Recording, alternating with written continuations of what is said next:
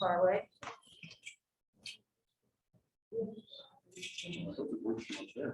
Yeah, it doesn't seem to be going.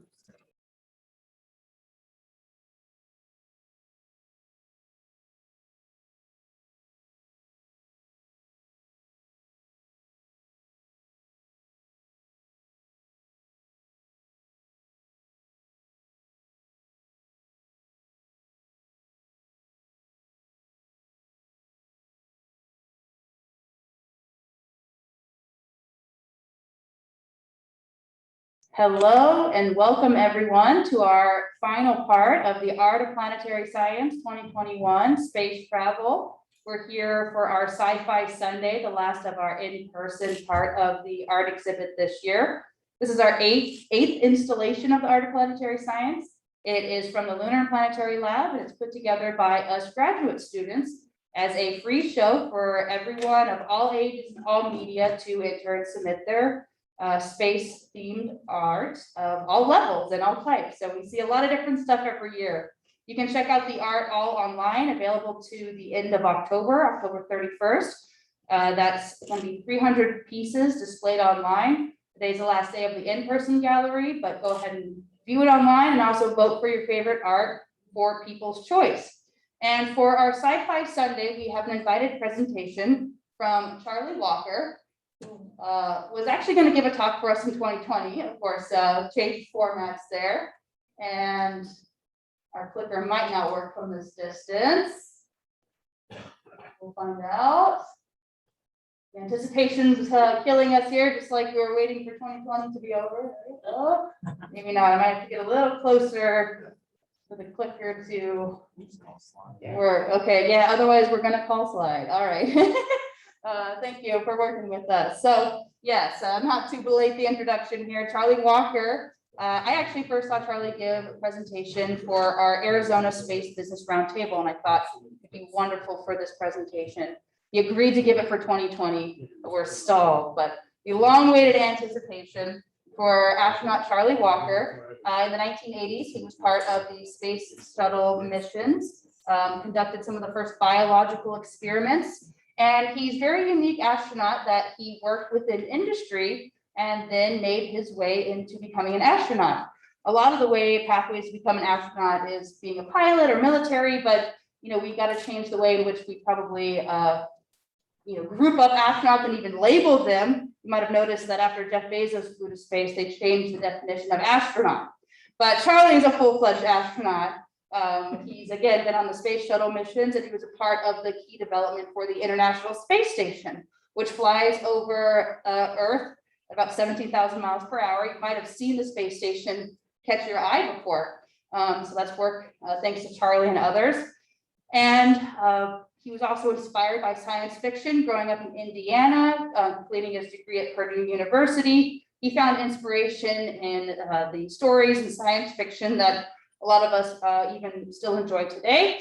And that's where we kind of hone in on having our presentation by Charlie, who has been inspired by sci-fi. Here we are with our space travel and our sci-fi kind of Sunday theme. So without further ado, I'd like to welcome Charlie Walker to the stage. Thank you, Allison. Thank you very much. We'll give it a try. We'll see if it works. If not, just call slide. I got it. We'll take care of you. Thank you. Well, welcome. Thanks for coming, folks. I had a great teacher, I married her, who advised me that if you can't be the first presenter in a long stream of presentations, then be the last one, because nobody remembers anybody in between. So it's a great pleasure to be here with you this afternoon. And let me see if we can get going with, hey, slide works this way. Okay, good.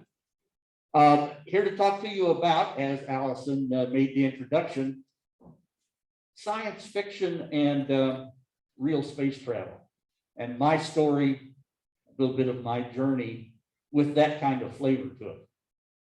So my environment was really where I started. Of course, all of us begin in an environment. My environment was a key, as was the education that I received. And she gave you a brief outline of that. I'll talk a little bit more about that. And of course, the opportunities that both I had presented to me and that I found by pursuing them. And then, of course, the inspirations that made for both the success of an education as well as the opportunities.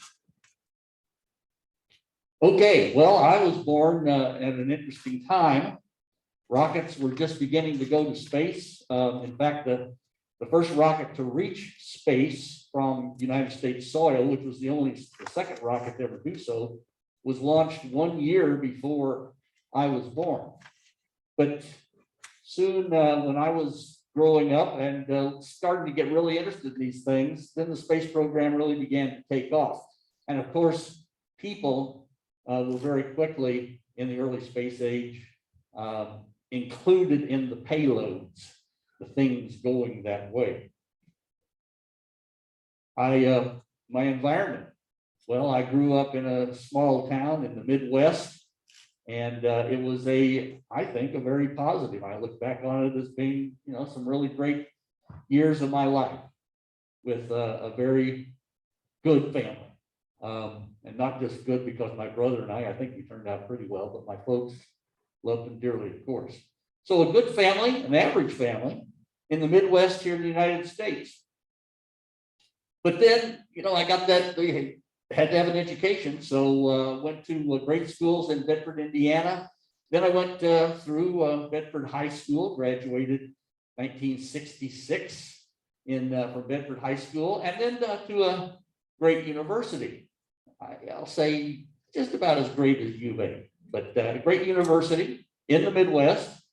And I was kind of inspired to do that by somebody else who I'll speak of just in a moment.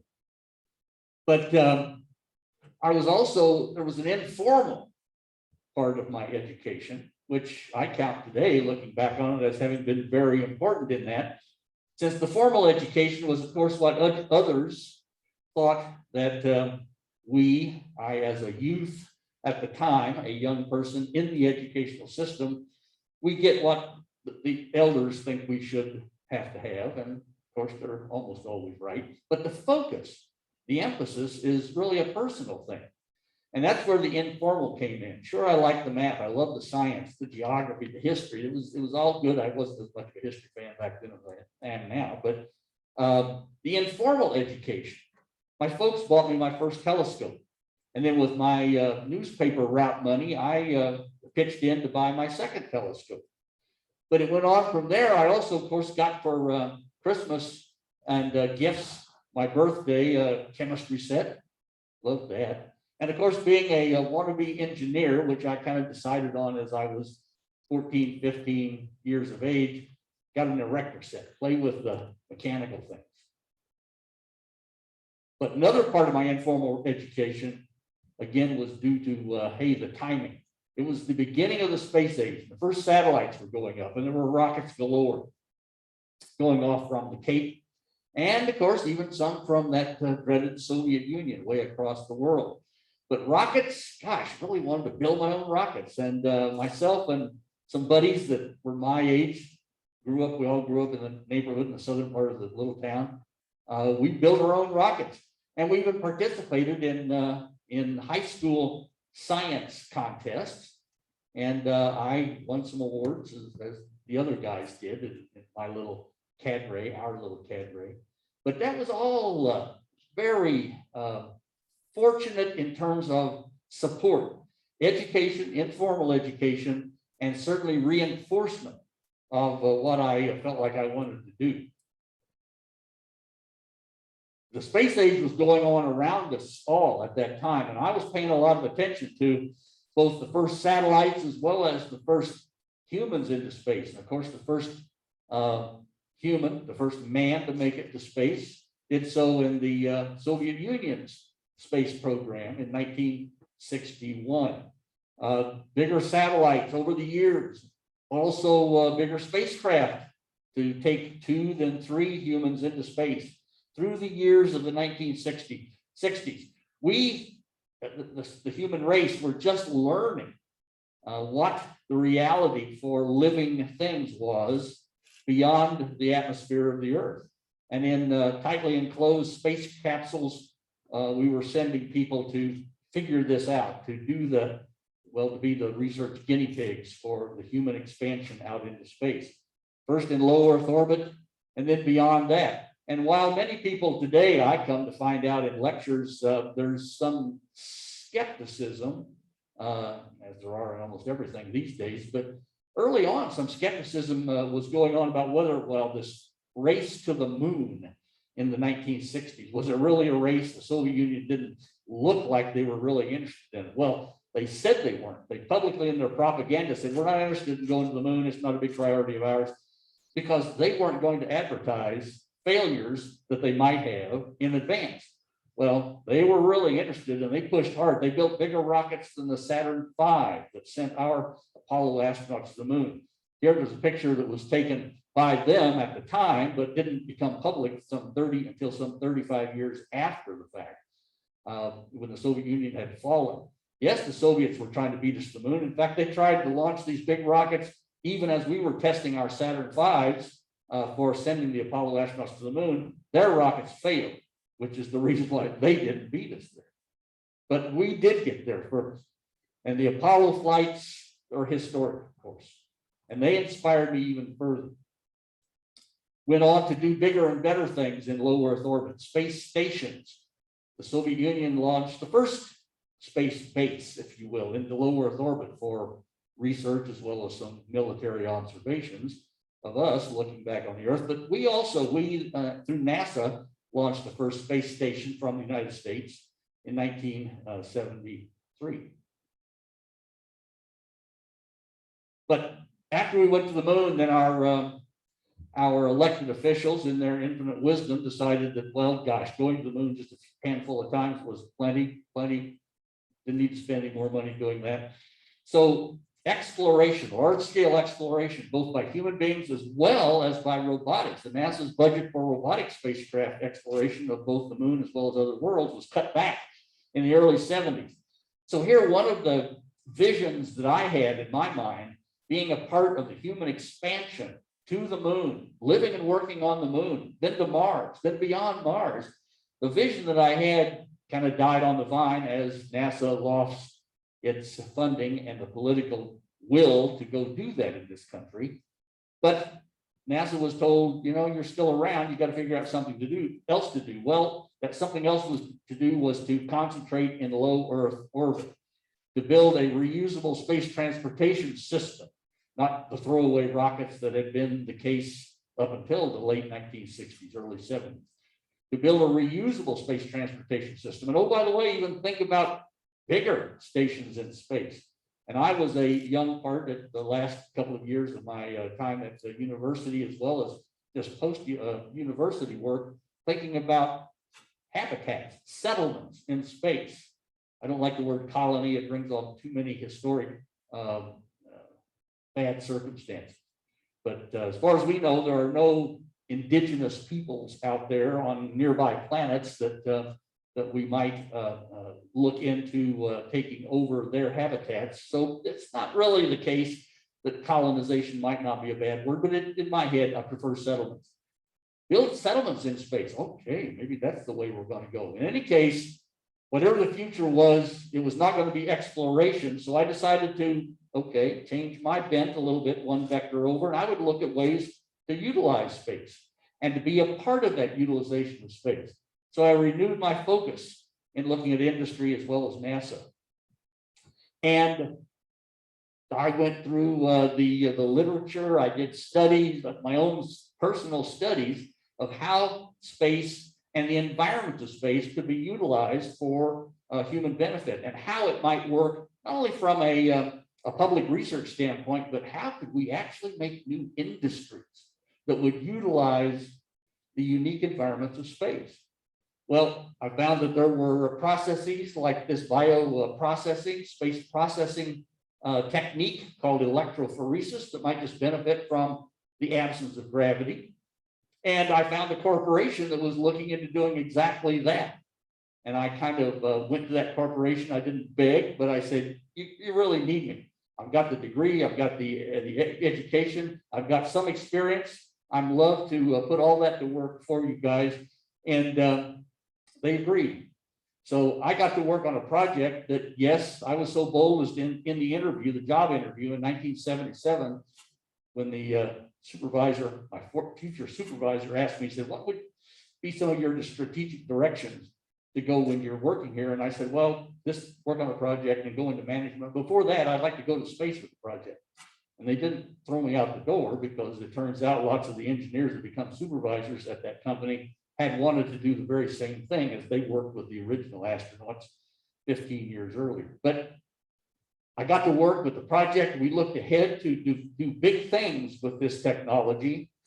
Well, we didn't get to the bigger things because the Challenger accident happened, but I did get to fly to space not once, twice, but 3 times to do the technology work that was with the smaller of those payloads, which I showed you in the previous photograph, the previous slide. Working for this to develop and refine the space processing effort. And it worked very well. Again, it was the Challenger accident that changed national policy, that changed the national policy and use of the Space Shuttle, which was the way we were going to get to space and back again, and prevented us from making it big. But I had a blast all the same. Wonderful experiences, training, flying, the crew members, perhaps next to the view of the Earth, the sensation of freedom, which is one word that I use very consistently to describe weightlessness, the perception of weightlessness. Next to all of that, it's the people, the grand experience of working with some extremely fine, both academically, mentally sharp, but also moral and ethical people. Inspiration, that's what we're really here to talk about.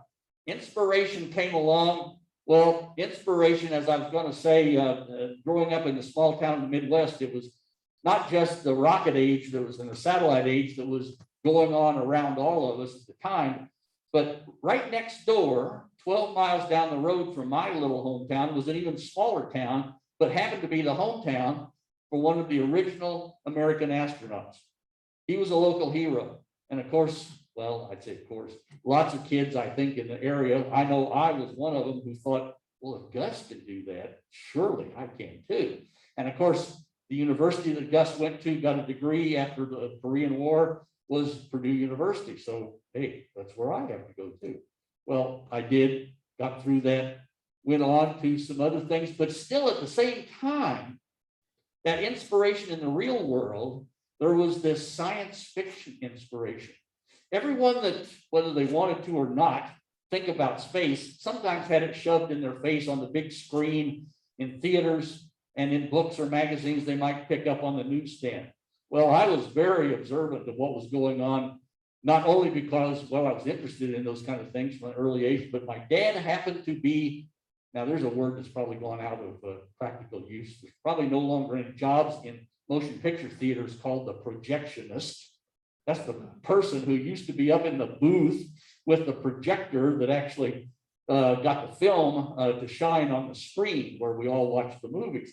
My dad was a projectionist at the theaters in our small town and in that southern part, southern Indiana. So I got to see a lot of movies. One of the first movies I remember mightily, I've seen it hundreds of times, Destination Moon, 1950. But Forbidden Planet, oh my gosh.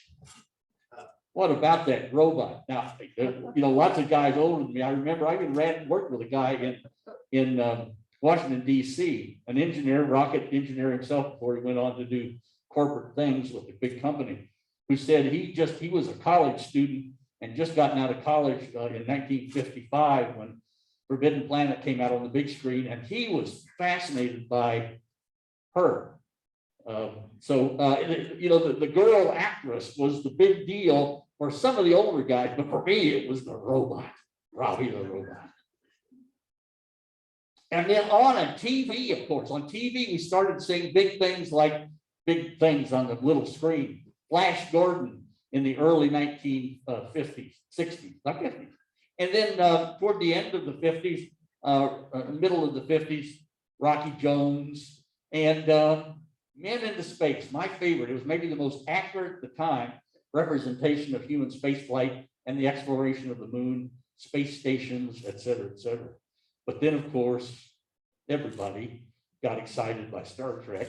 Me too. My first year at university was the autumn that Star Trek, the original series, Star Trek, the original series premiered. Well, on and on. I was reading science fiction in paperbacks, as well as the hard stuff.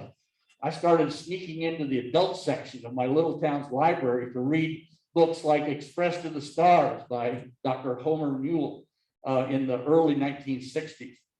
The adults, it was supposed to be the adult section, and they put these hard science books up in the adult section. I snuck up there because I knew that's where they were. I wasn't supposed to be there. I was only 14 years old. Other books, in the early 1950s, Dr. Werner von Braun, as well as Willy Ley, who was a popularizer of space travel in the early 1950s and 60s, wrote some groundbreaking books, hard science about the prospects of the exploration and development of space. I was fascinated by all that, soaked it all up. So inspiration was big. Inspiration inspired more than just the minds of young people, and it inspired, of course, media folks, the movie makers at the time, and Destination Moon, 1950. One scene from that I found enthralling. Would have loved to walk on the surface of the moon. Dreamed of it. But it inspired, it and the concept of going to the moon, the concept that inspired the movie, also inspired, of course, the engineers and the scientists that made it possible. The political will made it become reality from a practical sense, but the engineers and the scientists made it real from an operational sense. And here's the Apollo 11 crew. Of course, Neil Armstrong took the photograph of Buzz Aldrin doing science on the moon with the lunar lander that took them down to the surface and then took them back to the surface at the end of their 21-hour mission. But a scene like that also happens to inspire something that we're a part of today, inspired the art of space. A circle, yes. And another science fiction magazine, this time from the 1940s, is so much reminiscent in my mind of what's actually going on at a small little beach town community on the south beaches of Texas, where SpaceX is putting together vehicles that Mr. Musk calls the Starships and the Starship boosters, and that he has big plans. And in fact, NASA believes in that enough that they funded him to build a lunar lander that will take us back to the moon, take human beings back to the moon the next time that humans go, with the first woman and the next individual of color to the surface of the moon in the years ahead. It's happening, and it's in large part, I'm here to tell you, based upon the inspiration of science fiction. Well, that's the end of my presentation, but it's only the beginning of answering your question. So I look forward to that opportunity. And I don't know if we want the lights up. It's up to Allison to decide how she'd like to maneuver this now. Yeah, thank you, Charlie. Let's thank our speaker for coming.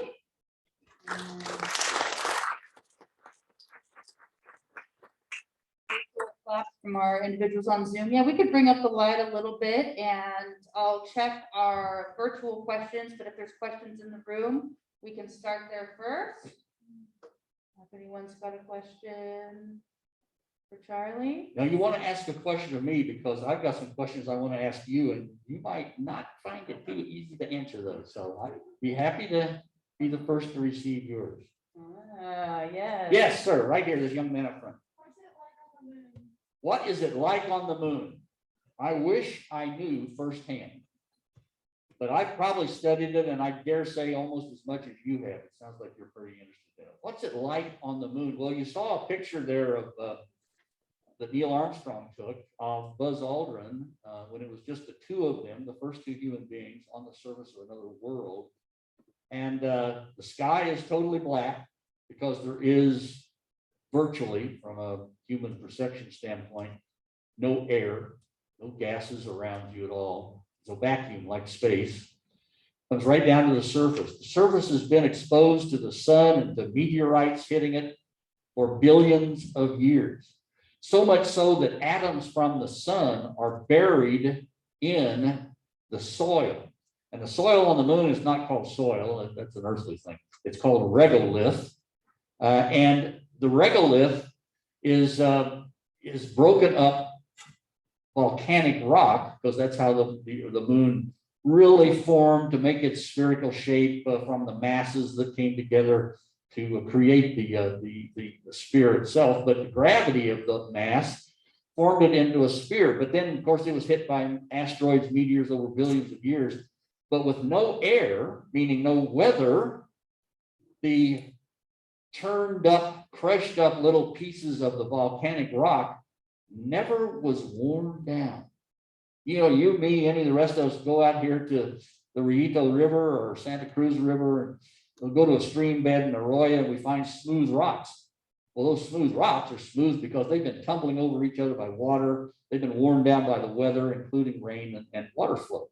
Nothing like that ever on the moon. And so that rocky soil, it's more than rocky. It's like broken glass.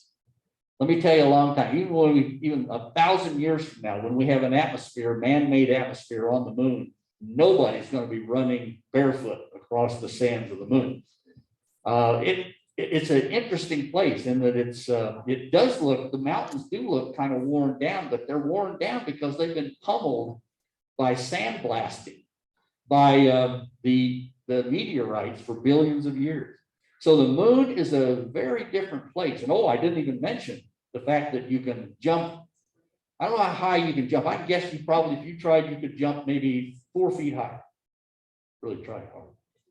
Down here on Earth. On the moon, you could jump 24 feet high.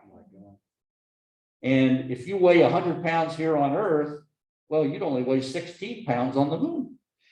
So fascinating place. Fascinating place. Another question? Yes, one over here. What is it like going up to space? It is like nothing else that you do. It is it's an amazing experience. It is a thrilling experience. It is a nerve-wracking experience from the standpoint that everybody that goes has gotten a good deal of training, and the training starts with, this is how risky it is. To go to space today, there's no elevators going to space. There's plenty of concepts for space elevators. That's a whole different conversation. Interesting technology idea. Today, we got to launch ourselves on top of chemically fueled rockets. And they have to push hard against gravity to go high enough above the air and fast enough in a direction parallel to the surface of the Earth to, when the rocket engine shut off, keep going around the Earth without diving back into the atmosphere, but not so fast that you leave and go way, way out somewhere where you may not get back. So it's all that rocket energy. Rockets are not 100% reliable. In other words, one could fail, and they don't fail calmly and peacefully. To put it bluntly, that ride to space could be your last ride. Now, engineers attempt to make it as safe as possible, but it is still risky business. And you ride a rocket into space knowing that, but you've had enough training and you've had the opportunities to say, this makes me too nervous, I can't do it. You have the opportunity to say that. So you have made up your own mind to accept the risk and to go do it, but it still is there. And you also know that you're not going to spend the rest of your life in space if you only got so much water, so much air. So you know you've got to get done all the good things you want to do out there in a very short period of time, a few hours or days. In my case, I was up there on each of my space rides were about 7 days in length, about 7 days each. You had to get done everything that you wanted to get done in that period of time. So it's like that. It's exciting to ride a rocket into space. It's nerve-wracking. It's dangerous, yes.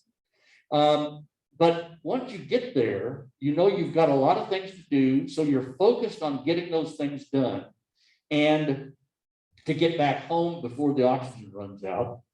But you also know that you're in a place where, well, when I flew, there were only something like another 100 people who have ever gone that way. Today, there's been 550, 560 people that have gone that way. Still, out of 7 billion people, that's a pretty small number. So you know you're doing something and you're in a place that is special. And so you look out the window when you have a chance and you admire this precious planet of ours from a distance, and it changes you over time. It changes you when you're there looking at it. It makes you appreciate things, because I think all of us, it's just human nature, it seems to me, that we may intellectually understand and appreciate something or a place. But until you touch that something, until you go to that place. How many people here have been to the Grand Canyon? Darn near everybody. How many have seen pictures of the Grand Canyon? Everybody. How do the pictures compare to being at the south rim of the Grand Canyon? Like close to zero comparison, because it's two-dimensional. Even the best high-def pictures, the reality wins the game. It's like that. Go into space. See the Earth with your own eyes. Float at the window without weight, apparent weight. It is a unique experience. It's a powerful experience. Okay. Yes, is that Adam? No. Okay, there's Adam. Sorry. Yes, sir, go ahead. Sorry. What's it like going through re-entry? Re-entry, coming home from space. Let me start answering that by saying, you know, all that rocket energy I just alluded to that takes you to that high altitude above the Earth's atmosphere, that takes you to traveling 10 times faster than a speeding bullet in order to keep you in orbit around the Earth. All of that energy got you into space, but you have to get rid of that energy to come to a wheeled stop, in my case, on a runway with the Space Shuttle, or 0 miles an hour in the ocean, as Inspiration 4 just did in the SpaceX Dragon capsule this past weekend. 0 miles an hour, you've got to get rid of all that energy. Now, you start out by firing the last little bit of rocket propellant you probably have on board, firing it in the direction in which you're moving. So like brakes, it slows you down, but you don't get rid of anywhere near even 1% of the energy that got you there. The rest of that energy is taken up when changing the velocity of the orbit. The orbit now has slowed down and intersects the upper part of the atmosphere. So you enter the atmosphere at still something like 16,000 miles an hour, some 8 times the speed of a bullet. That means the air cannot get all the way fast enough. You hit that air, and the resistance between your ship and that air heats up the outside of the spaceship to 2,000, maybe 3,000 degrees Fahrenheit. And riding that rocket back in, it took you 8 minutes to get up there on top of a rocket. In the capsule or the spacecraft coming home, it might take you half an hour, thereabouts, depends on the trajectory. Half an hour. And in that time, you intellectually, you know what's going on outside. You know that you've got that fiery furnace, and you've got wind passing by you at hypersonic velocities, many times the speed of sound. You put your hand out there to feel the breeze, take your hand off like that. Nobody would do that. That's the kind of environment you ride home. Now, what you're feeling is an increase in gravity as you slow down, the deceleration. Slamming into the atmosphere means it's like the air is putting the brakes on, air brakes. I never thought of that before. That's air brakes. And you are pushed down in your seat. Now, you're seated so that you're facing the direction you've been coming. You're facing the direction out into space. So you're feeling that deceleration as if you're riding in a car and you're in a seat turned around and you put on the brakes, or somebody puts on the brakes. Then instead of being pulled forward, you're now pushed into your seat. And that's what it is coming back. And now, since you've been in space for, well, hours, days, in the case of space astronauts that go to the space station, 6 months at a time, So you have literally consciously forgotten what gravity feels like. Now it comes back to you with a vengeance. You feel gravity and the deceleration of your return in your return to Earth, and it is kind of oppressive. I use the term freedom to describe weightlessness. Gravity is like bondage. When you do land successfully, whether it's in the ocean, in the capsule, whether it was on a runway like I did in the Space Shuttle, you come to a stop. You've gotten rid of that energy successfully. The spaceship has abated it. Now you're sitting there like, who threw all those sandbags on me? Oh my gosh. Now most of us lose weight when we're in space. It's too exciting to eat as much as we did on Earth and yada, yada, yada. But you come back with basically the same weight that you went up with, but now you consciously feel it all. This is another sense of another awareness of you and your environment that changes with space flight. In space, your brain is now taking in all the same receptors, pressure on the bottom of your feet, your back, your hands, moving around the eyes, see up and down, this way, that way, orientations that you're familiar with that reference gravity. And they all change without gravity. And you get used to it. And when you come back, you've got to get used to the up and down. There's the floor. I got to pay attention. The floor is going to keep me stuck to it. Thank you, gravity. And oh, by the way, that gravity, it's pulling on everything. And my gosh, I don't remember feeling this heavy. But it's the brain again. It's put that software and those memories back into archive.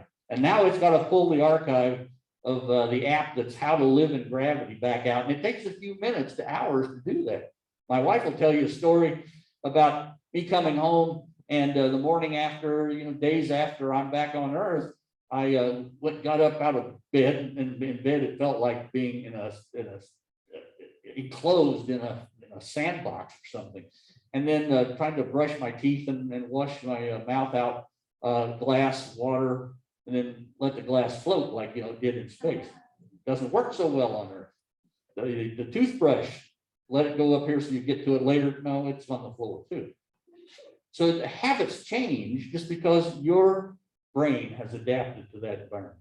And we'll get a space muscle memory. Space muscle memory. That's good. So we've got time for one more question, which is great because okay, we'll do an online question and then we'll go to your question, sir. And their question was, what is the recommended strategy for Mars? And I think since you're an astronaut, they might have meant in the getting astronauts to Mars sense. Recommended strategy. Well, there is no consensus of no certain consensus of a strategy, in large part because the limitations, there's still great concern among all parties involved. And I'll tell you that concern starts with the astronauts in the astronaut corps, younger than me, of course, who may be candidates, real-time candidates to be crew members on an expedition to Mars, who worry about the radiation on the way, the radiation on the surface of Mars, the ability to have the resources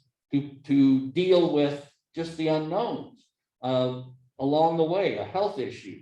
What kind of health facilities, maintenance facilities we're going to have on the spaceship going, coming, and on and around Mars.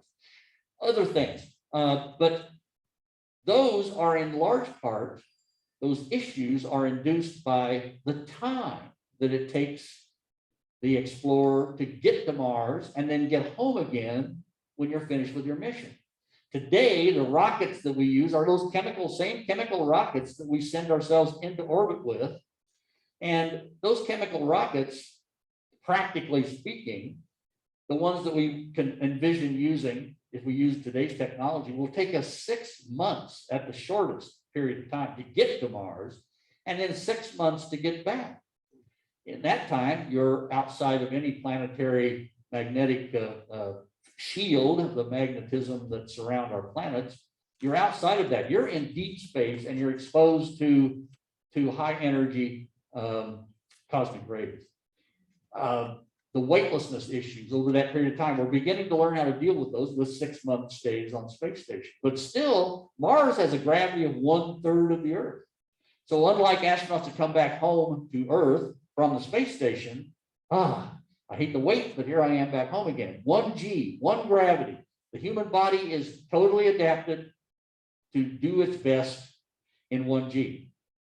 As far as we know, the rest of the time at any level of G, as far as we know, because we haven't really seriously investigated the human physiology in anything other than 0 or 1. Not enough time on the surface of the moon yet to know what 1/6 G is like. Mars is 1/3 gravity. What's it going to be like to spend 6 months, 9 months, 2 years, or a lifetime on the surface of Mars? Nobody knows yet.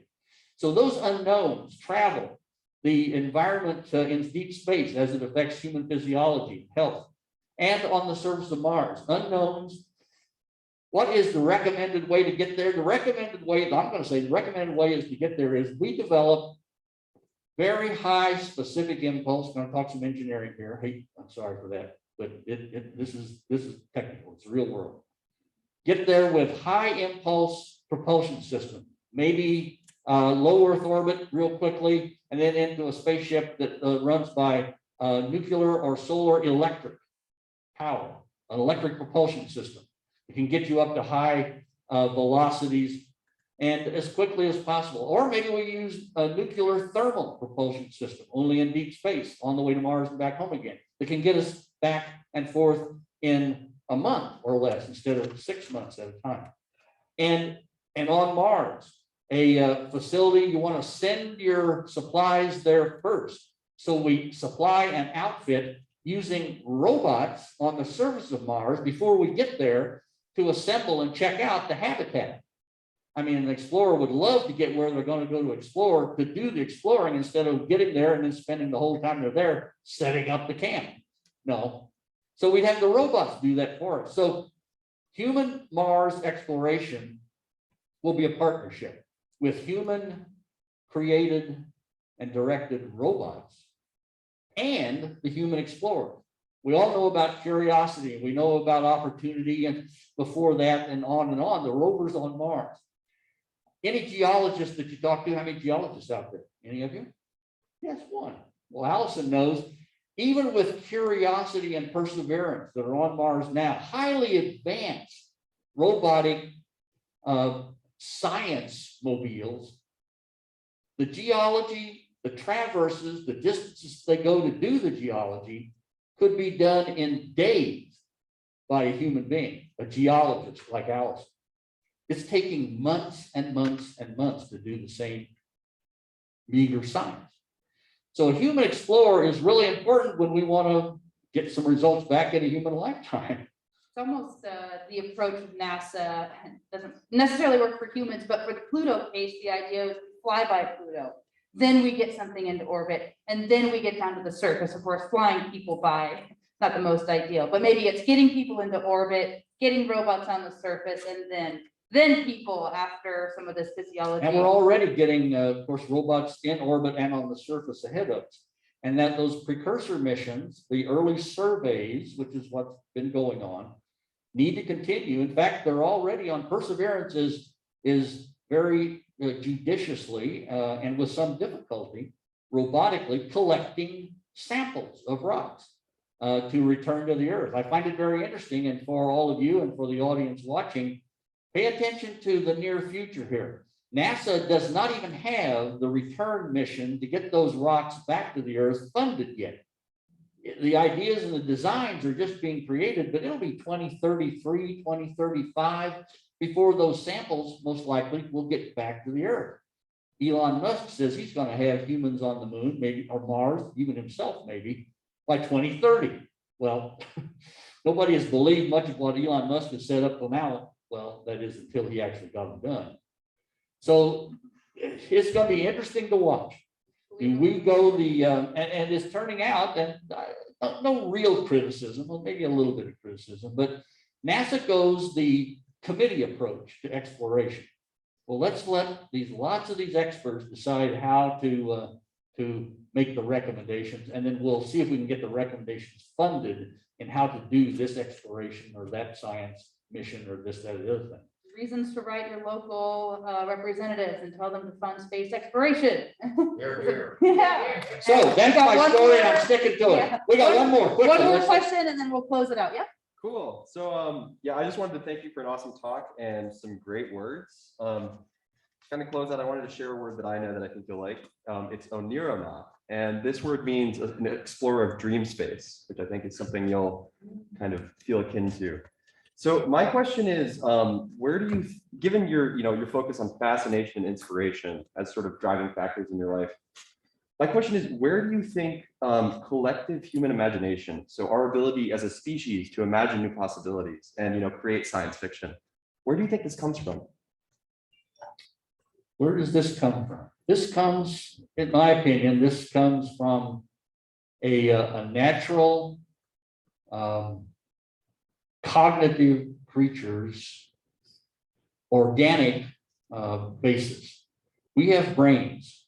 We think we can do, and then we actually go do these things because we have brains. But those brains, they don't really sleep. There's part of us that sleep at night, mostly to take care of cleaning up the physiology and maybe flushing out the capillaries and the veins around the brain that feed it with blood and take away the waste.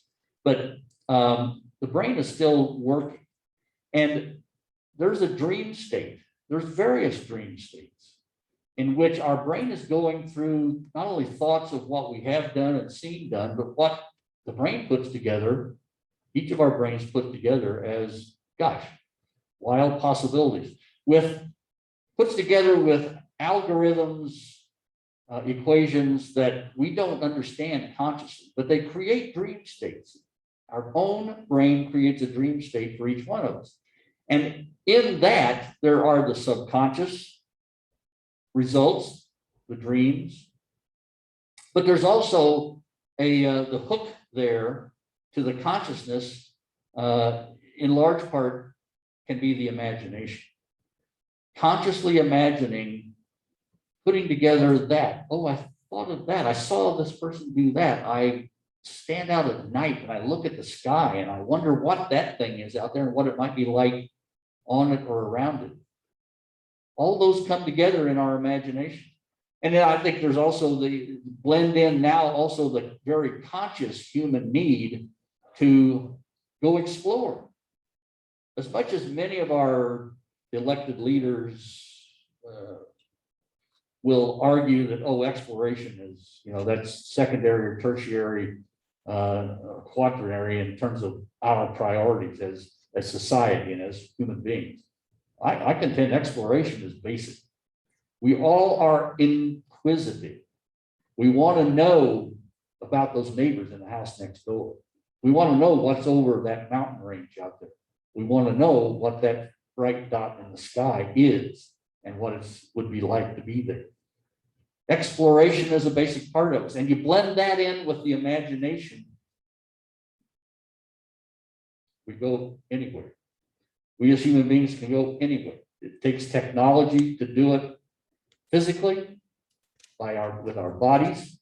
We can do it before that with our robot precursors, technology manifesting our curiosity, but without taking the human flesh and blood, the flesh and blood that's so easily disturbed. But we can go anywhere we wish. It takes technology, it takes a will, it takes effort to do it. But then, what technology is? Technology is the implementation of scientific knowledge. We learn through inquiry. We experiment to learn it reliably. That becomes scientific knowledge, which becomes what we then think of, well, what can I do with that knowledge with my two hands?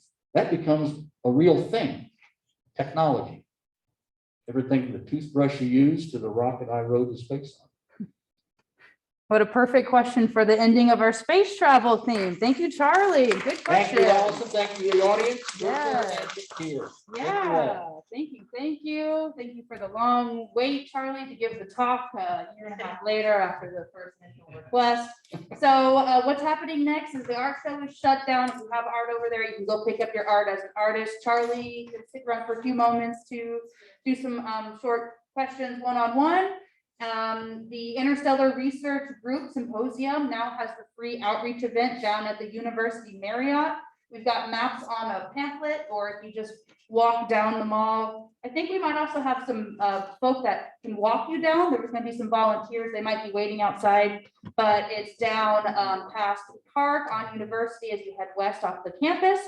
And there's going to be sci-fi authors, science fact and science fiction authors. And thank you again, Charlie. Feel free to ask some questions and we'll open up the doors. Great question. Yeah, What thank are you you. doing, writing a paper? I'm writing a book, actually. You're writing a book. Yeah, All right. slowly but surely. Yeah, Well, believe me, I know how the slowly and surely yeah, part of authorship goes. yeah. It's about memory at kind of a fundamental level, but it's more about technology. So kind of the idea is like, I see technology, it's just for these space shuttles as being like a solidification of a long process of human sort of exploration and intellectual inquiry. And in that way, you can kind of see it as like a solid memory, right? It's like a memory that's been put in like a physical structure.